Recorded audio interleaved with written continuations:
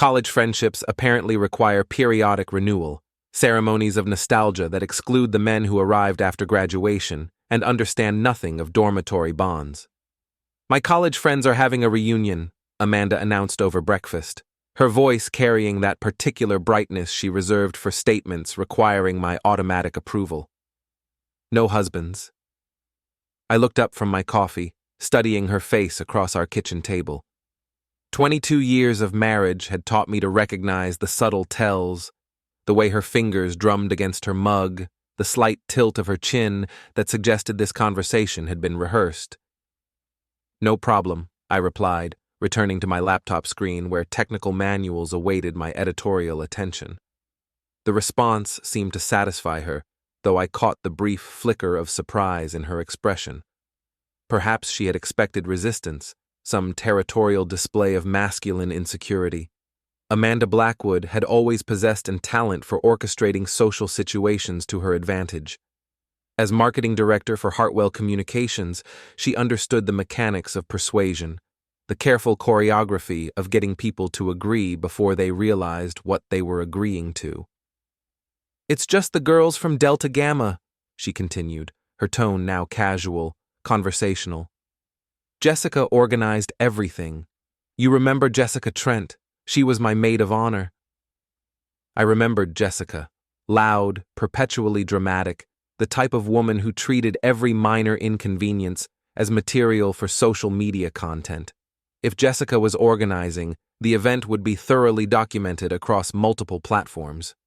"When and where?" I asked, though my attention remained divided between her explanation and the software manual requiring my review.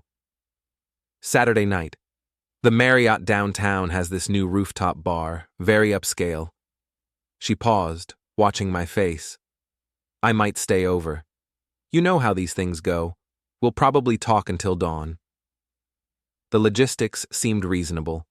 Saturday was 2 days away, giving me time to catch up on freelance projects and maybe watch the game without commentary about my beer consumption or the volume level.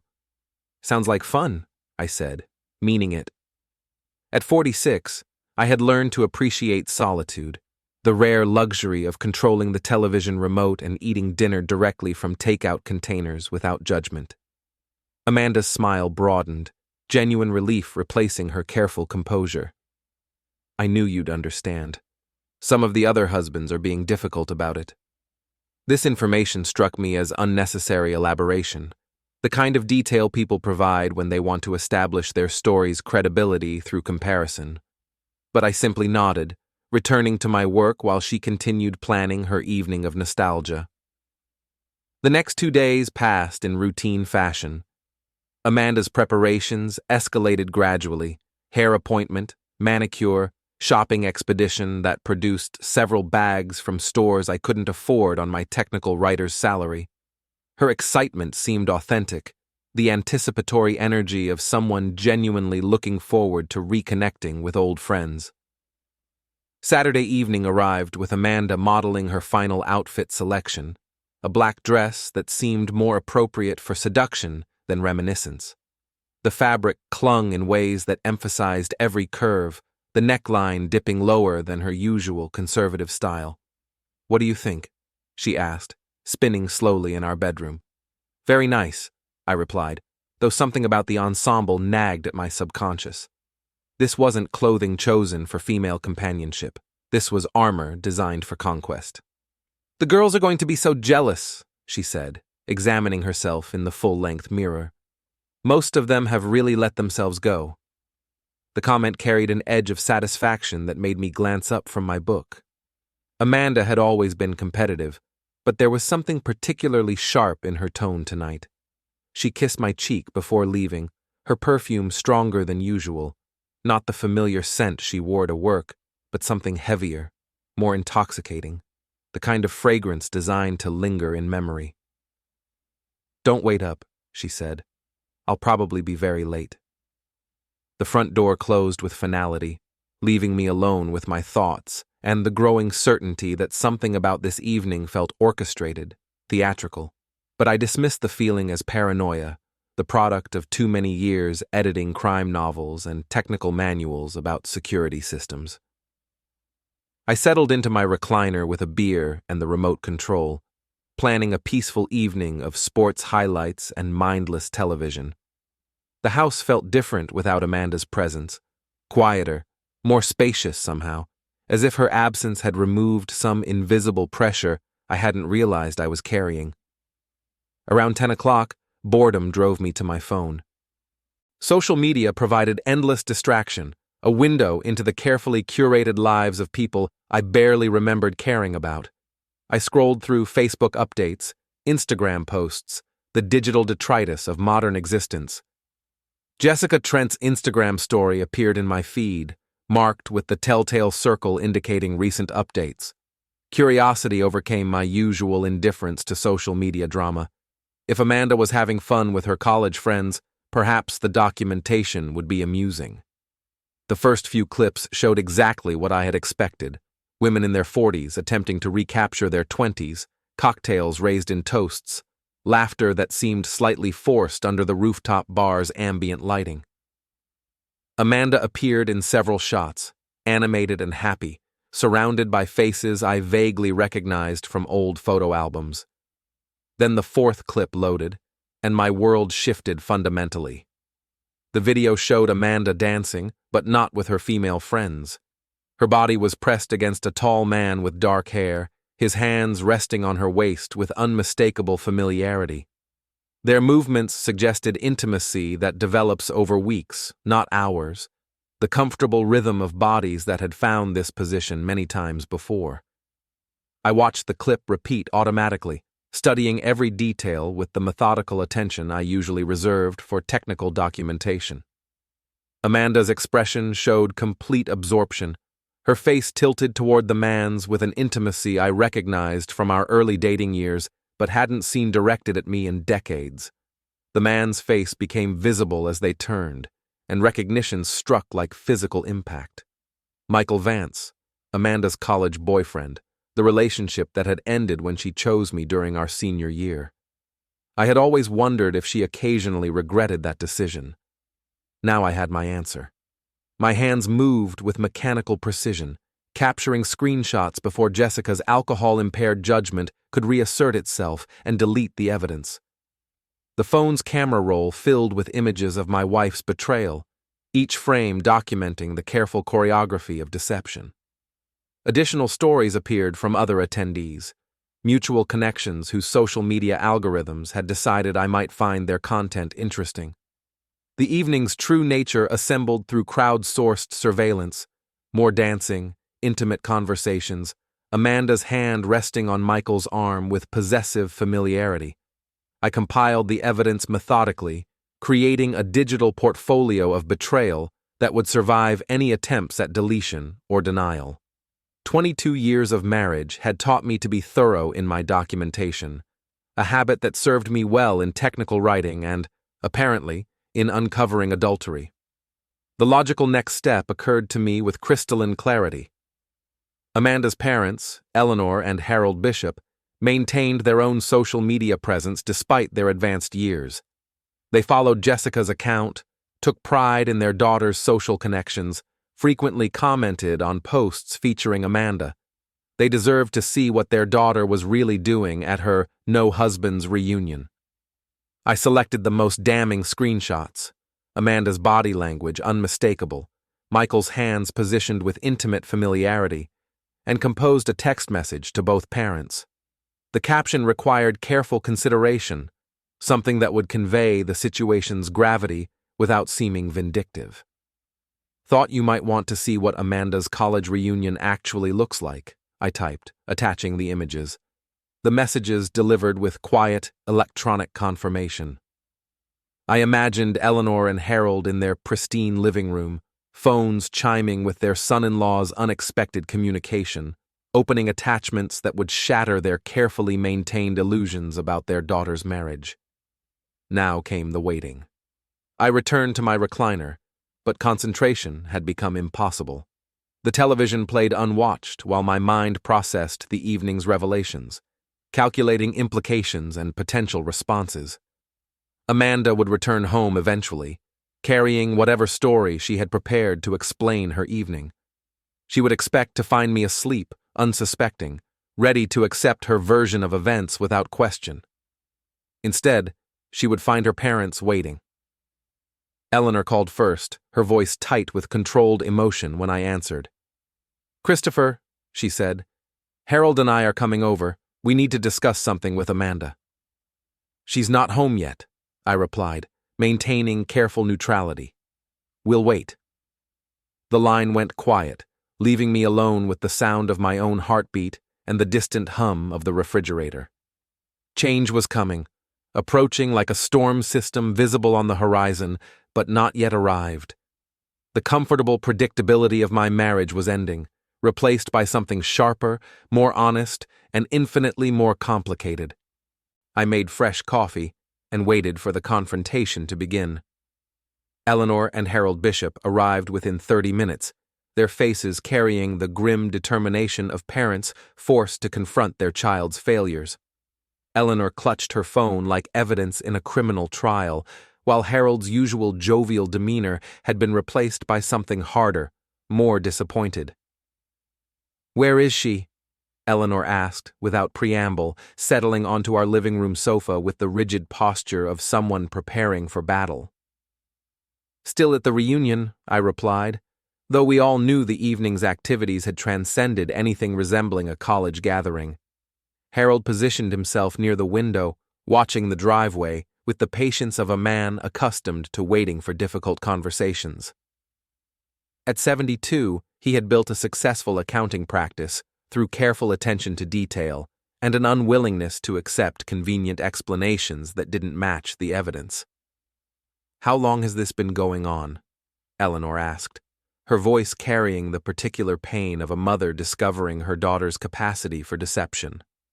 "I found out tonight," I said truthfully. "Same time you did." She nodded, accepting my innocence in the situation while struggling to process her daughter's guilt. Eleanor had always taken pride in Amanda's achievements, her successful career and stable marriage serving as validation of superior parenting. The images on her phone challenged that entire narrative.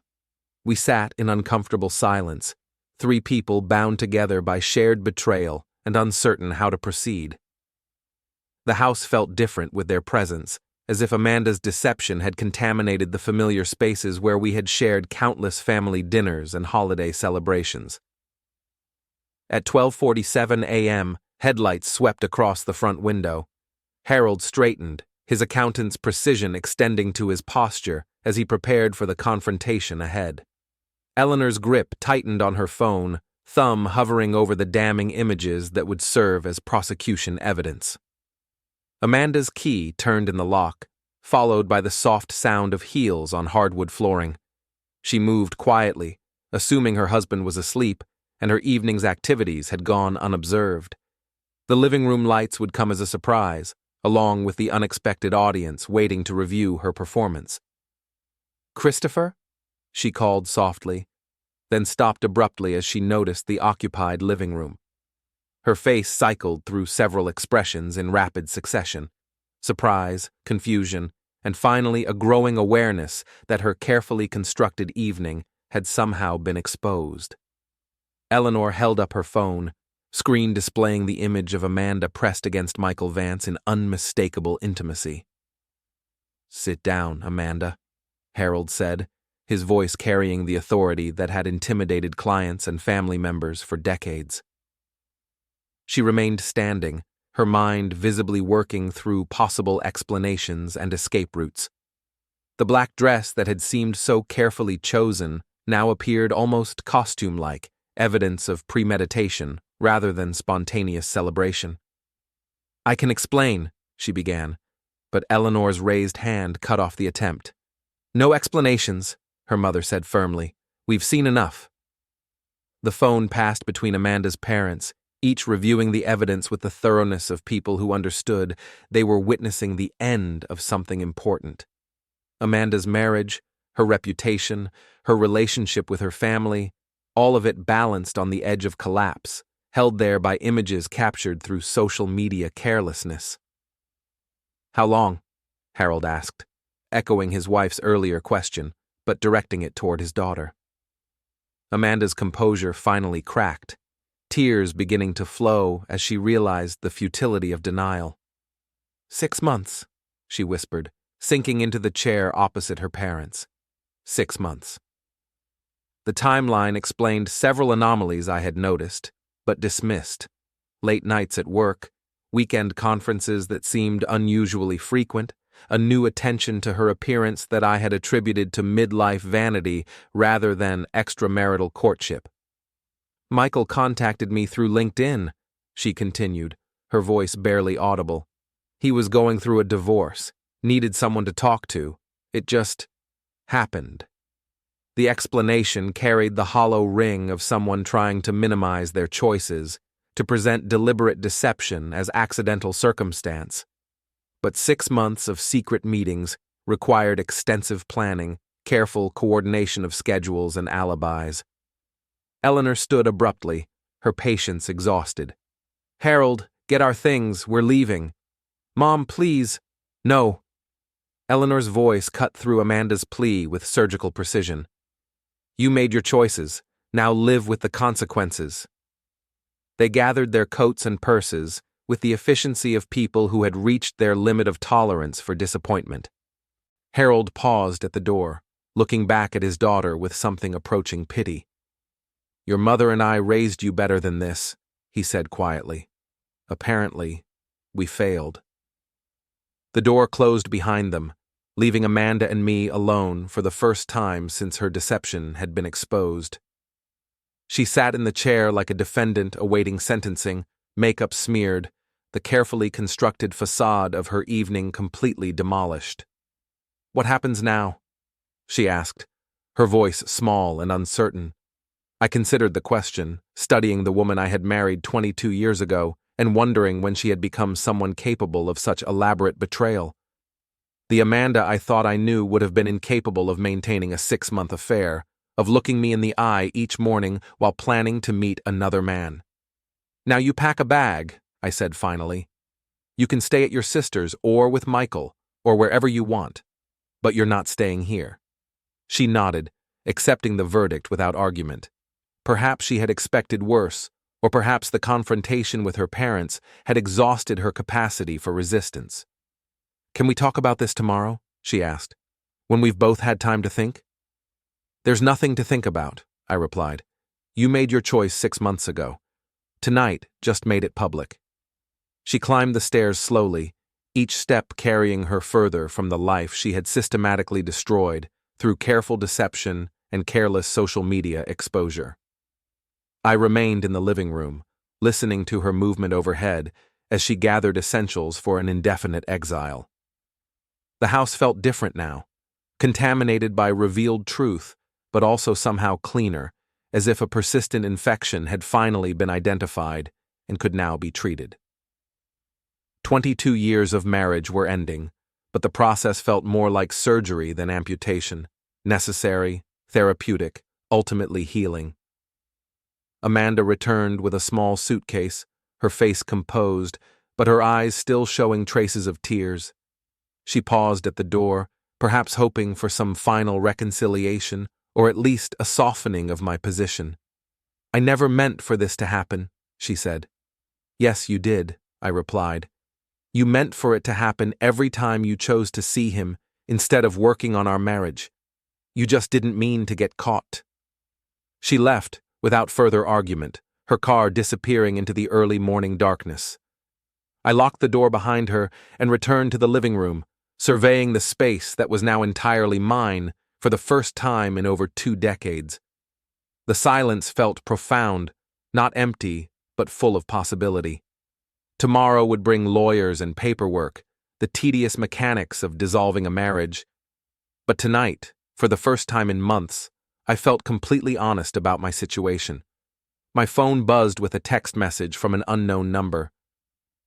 "Thanks for the screenshots. Michael's wife deserved to know too. Jessica." I smiled, realizing that Amanda's affair had created multiple casualties beyond our marriage. Jessica's drunken social media posting had triggered a cascade of revelations that would reshape several lives before the damage was contained. Sometimes the truth required assistance to emerge, but once exposed, it had its own momentum. Amanda and Michael had built their relationship on secrecy and deception. Now they would discover whether it could survive in the harsh light of public exposure and personal consequence. I doubted it would, but that was no longer my problem to solve.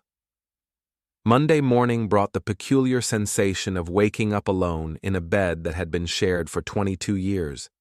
The absence felt both liberating and disorienting, like adjusting to a new prescription that made everything sharper, but required conscious effort to focus properly. Amanda's coffee mug sat unwashed in the sink, a small monument to the speed of her departure. I left it there, not from sentiment, but from a growing appreciation for evidence.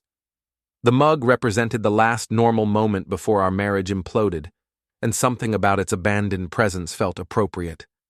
My phone had accumulated 17 missed calls and 43 text messages overnight, the digital fallout from Jessica's social media revelation spreading through our social network like a particularly virulent strain of gossip. I scrolled through the messages while drinking coffee from my favorite mug, the one Amanda had always criticized as too large and inappropriate for civilized people. The messages fell into predictable categories: shocked friends seeking confirmation, concerned relatives offering support, and a few opportunistic acquaintances hoping to extract details for their own social media content. I deleted most without responding, but one message from my brother Greg demanded attention. Heard about Amanda? Call me when you're ready to talk strategy. Greg had retired from the police force 5 years earlier, but his investigative instincts remained sharp. More importantly, he possessed a practical understanding of how to navigate personal disasters without creating legal complications. I called him while reviewing my work schedule, calculating how much freelance income I could afford to lose while dealing with divorce proceedings. About time, Greg answered. How are you holding up? Better than expected, I admitted. Turns out discovering your wife's affair is less devastating when you realize you stopped loving her years ago. That's the spirit. Now let's talk about protecting your interests. Greg's advice proved characteristically thorough and slightly devious. Document everything, he recommended, but do it legally. Monitor social media for additional evidence, but don't hack accounts or violate privacy laws. Most importantly, control the narrative before Amanda could construct her own version of events. She'll try to paint you as the neglectful husband who drove her to cheat, he warned. Get ahead of that story. The warning proved prophetic. By Tuesday, Amanda had launched her own campaign of reputation management, reaching out to mutual friends with carefully crafted explanations that emphasized her emotional needs and my alleged shortcomings as a husband. Jessica Trent, however, had become an unexpected ally in my cause. Her drunken Instagram story had triggered the entire revelation, and she seemed to feel responsible for the consequences.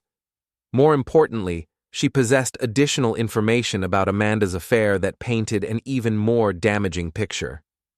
She's been planning this for months, Jessica confided during a phone call Tuesday evening. The reunion was just an excuse to be with Michael publicly. She wanted people to see them together, like she was testing how it would feel to be his girlfriend instead of your wife. This information reframed the entire situation. Amanda hadn't simply fallen into temptation. She had orchestrated a public debut of her affair, using her college friends as unwitting witnesses to her new relationship. The reunion had been a dress rehearsal for leaving our marriage. There's more, Jessica continued, her voice dropping to a conspiratorial whisper. Michael's been telling people his divorce is almost final, but I checked court records. He hasn't even filed yet. He's still living with his wife. The revelation struck me as both satisfying and pathetic. Amanda had destroyed our marriage for a man who was lying about his availability, who was apparently running the same deception game on multiple women simultaneously. I thanked Jessica for her honesty and began planning my next move. Wednesday brought an unexpected visitor to my home office. Amanda's sister Caroline arrived unannounced, carrying coffee and what appeared to be a prepared speech about family loyalty and the importance of forgiveness.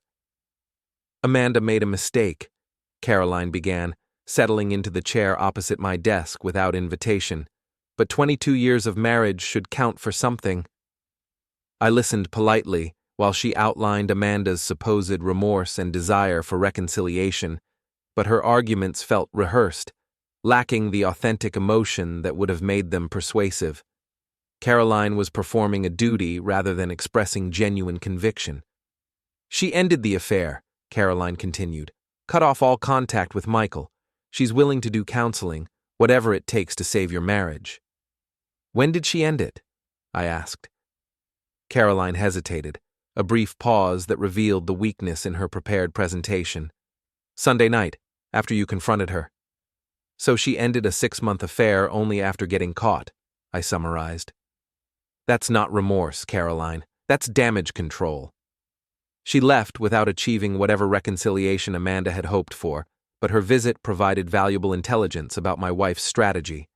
Amanda was positioning herself as the repentant spouse seeking forgiveness, while simultaneously working to minimize the affair's significance and duration. I decided to accelerate my own timeline. Thursday morning, I created a comprehensive document outlining the affair's timeline, supported by screenshots, social media evidence, and witness statements. The document read like a technical manual, precise, factual, devastating in its thoroughness. I shared copies with Amanda's parents, my own family, and several key mutual friends, ensuring that her version of events would compete with documented reality. The response was swift and decisive. Amanda's reputation, carefully maintained through years of social media curation and professional networking, began to crumble under the weight of evidence.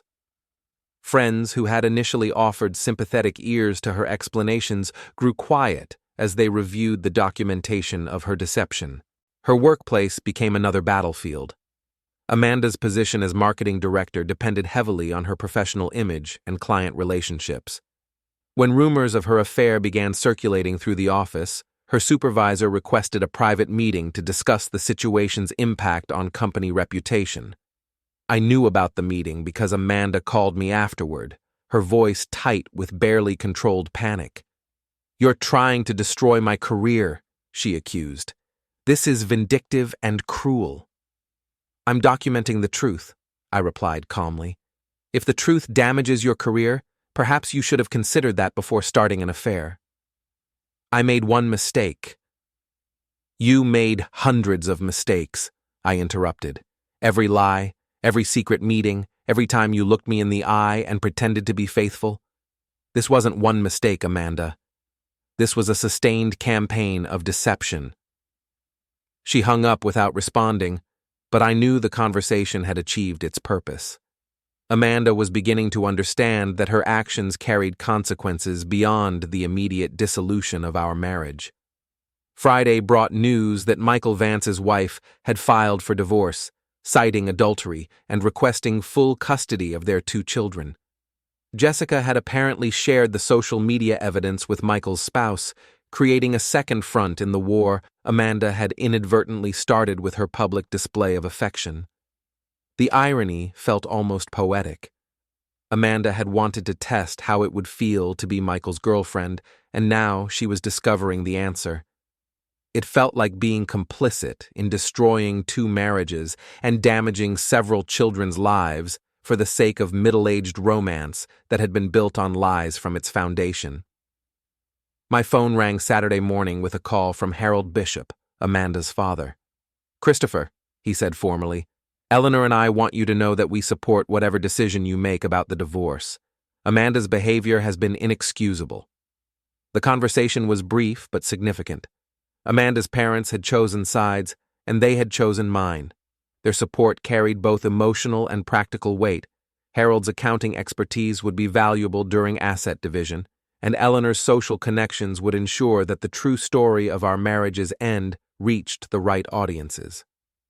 By Sunday, exactly 1 week after the reunion, Amanda's carefully constructed life had been systematically dismantled through a combination of her own poor judgment and the relentless efficiency of social media exposure. She had lost her husband, her parents' support, her professional reputation, and her lover's availability in the span of 7 days. I felt no satisfaction in her destruction, but I felt no guilt either. Amanda had made her choices with full knowledge of the potential consequences. The fact that she had been careless enough to get caught simply accelerated the inevitable reckoning. My phone buzzed with a final text message from Jessica. "Michael's moving back in with his wife. Apparently their marriage is worth saving after all. Thought you should know." I smiled, imagining Amanda's reaction to the news that her grand romance had evaporated the moment it faced real-world consequences. She had sacrificed everything for a man who abandoned her the instant their affair became inconvenient rather than exciting. The reunion was truly over now, and Amanda was discovering that some doors, once closed, could never be reopened. 2 weeks after the reunion, Amanda made her final mistake. I discovered it Tuesday morning through a phone call from Greg, whose retired police contacts still provided occasional intelligence about situations that might affect family members. "Your wife filed a restraining order request," he informed me, his voice carrying the controlled anger I remembered from his law enforcement days. "Claims you've been harassing and threatening her." The accusation was both predictable and pathetic. Amanda's last desperate attempt to control the narrative by casting herself as the victim rather than the perpetrator. But the legal filing also represented a dangerous escalation that could affect my professional reputation and financial security. "What kind of evidence does she have?" I asked, already knowing the answer. "Nothing substantial. Text messages that could be interpreted as threatening if you squint hard enough and ignore context. The judge will probably dismiss it, but she's scheduled a hearing for Friday." I spent Tuesday afternoon with a lawyer, reviewing the restraining order petition and Amanda's supporting documentation. Her case rested on creative interpretations of my responses to her attempts at reconciliation, selectively edited text conversations, and testimony from Caroline about my angry and vindictive behavior during their visit. The lawyer, a sharp woman named Patricia Wells, reviewed Amanda's filing with the skeptical attention of someone who had seen similar tactics before. "She's trying to establish grounds for claiming emotional abuse," Patricia explained. "If she can convince a judge that you've been harassing her, it strengthens her position in divorce proceedings and potentially affects asset division."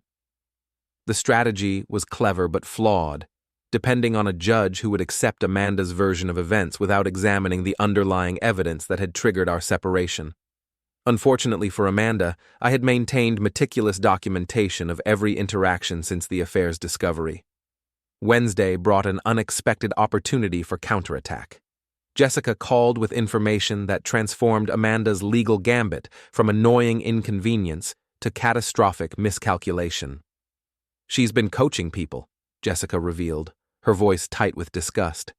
"Caroline, her work friends, even Michael before he disappeared. She's been telling them what to say if anyone asks about your marriage, creating this whole story about how you were controlling and emotionally abusive." The revelation was damning on multiple levels. Amanda wasn't just lying about my behavior, she was orchestrating a conspiracy to support those lies, suborning perjury from family members and friends who had agreed to participate in her deception. "I recorded one of the conversations," Jessica continued. "She called me Tuesday night, wanted me to say that you had threatened me during our phone call about the affair evidence. I kept her talking, got the whole thing on my phone." I met Jessica that evening at a coffee shop downtown, reviewing the audio recording that would serve as the centerpiece of my defense.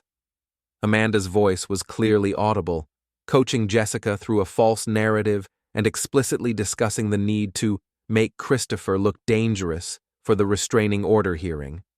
The recording was devastating, but it also revealed something more significant than Amanda's willingness to commit perjury.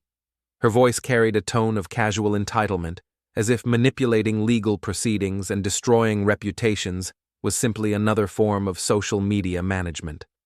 She had learned nothing from the affair's exposure.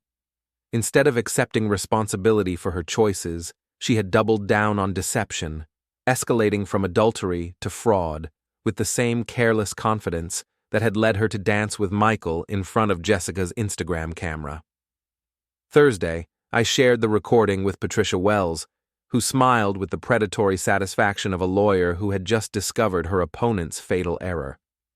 "This changes everything," she said, already planning our strategy for Friday's hearing. "She's not just making false accusations, she's actively conspiring to manufacture evidence. The judge is going to be very interested in this recording." Friday morning arrived with the crisp clarity of autumn in the Midwest, the kind of weather that made everything seem sharper and more definite. I dressed carefully for court, choosing clothes that projected competence and stability rather than the casual attire Amanda had always criticized as insufficiently professional. The courthouse buzzed with the usual mixture of lawyers, defendants, and family members navigating the legal system's bureaucratic complexity. Amanda sat with Caroline and a lawyer I didn't recognize, their heads bent together in last-minute consultation. She looked smaller somehow, diminished by the weight of maintaining lies that had grown too complex for easy management. The confident woman who had announced her college reunion 3 weeks earlier had been replaced by someone who appeared constantly worried about which version of reality she was supposed to be presenting. Judge Margaret Chen called our case with the brisk efficiency of someone who had reviewed dozens of similar petitions. Amanda's lawyer presented their case first, outlining a pattern of alleged harassment and emotional intimidation that painted me as a controlling husband who had become dangerous following our separation. Caroline testified about my threatening behavior during her visit, describing a conversation that bore little resemblance to our actual interaction. Amanda took the stand next, delivering a performance that emphasized her fear and vulnerability while carefully avoiding any mention of the affair that had triggered our separation. Her testimony was skillfully constructed, hitting emotional notes calculated to generate judicial sympathy while staying just within the boundaries of legal plausibility. If I hadn't known the truth, I might have found her presentation convincing. Then Patricia Wells began our defense. The recording played through the courtroom's audio system with crystalline clarity, Amanda's voice filling the space as she coached Jessica through the fabrication of false testimony. The judge's expression shifted from neutral attention to focused disapproval, as Amanda's words revealed the calculated nature of her deception. "Your Honor," Patricia said after the recording concluded, "this demonstrates that the petitioner has engaged in a deliberate conspiracy to manufacture evidence and suborn perjury. The restraining order request is not based on genuine fear, but represents an attempt to manipulate legal proceedings for advantage in divorce negotiations." Amanda's face had gone pale during the recording, her carefully prepared composure cracking as she realized the magnitude of her miscalculation. Her lawyer requested a brief recess, but the damage had been done. The recording had exposed not just her lies, but her willingness to corrupt legal proceedings for personal gain. Judge Chen denied the restraining order with a sharp rebuke that made clear her opinion of Amanda's tactics. More significantly, she ordered the case file forwarded to the district attorney's office for potential perjury charges, transforming Amanda's legal strategy into a criminal liability. "Mrs. Blackwood," the judge said directly to Amanda, "this court takes a very dim view of attempts to manipulate judicial proceedings through false testimony and manufactured evidence. You are fortunate that I am limiting my response to dismissal and referral rather than immediate contempt charges." Amanda left the courthouse in tears, her final gambit having backfired so spectacularly that she now faced potential criminal prosecution in addition to her collapsed marriage and damaged reputation. I walked to my car, feeling the profound satisfaction of someone who had been vindicated not through revenge, but through truth. Amanda had destroyed herself through her own choices. First the affair, then the lies, finally the attempt to criminalize my response to her betrayal. My phone buzzed with a text from Greg. Heard it went well. Drinks tonight to celebrate? I replied affirmatively, then drove home through streets that seemed somehow brighter, as if a persistent cloud cover had finally lifted. The house waited empty but no longer lonely, a space that could now be rebuilt according to my own preferences, rather than the compromises that had defined my marriage. Amanda's coffee mug still sat in the sink where she had left it 3 weeks earlier. I picked it up, examined it briefly, then placed it in the dishwasher. Some evidence was worth preserving, but some was simply clutter that needed to be cleared away. The reunion was finally, definitively over. Amanda had learned that some performances require a more sophisticated audience than she had prepared for, and that the legal system was significantly less forgiving than social media when it came to manufactured drama. I poured myself a drink and settled into my chair, surveying a future that was uncertain but entirely my own. Outside, autumn was settling over the neighborhood with the promise of winter and eventual spring, seasons of ending and renewal that would proceed according to natural law.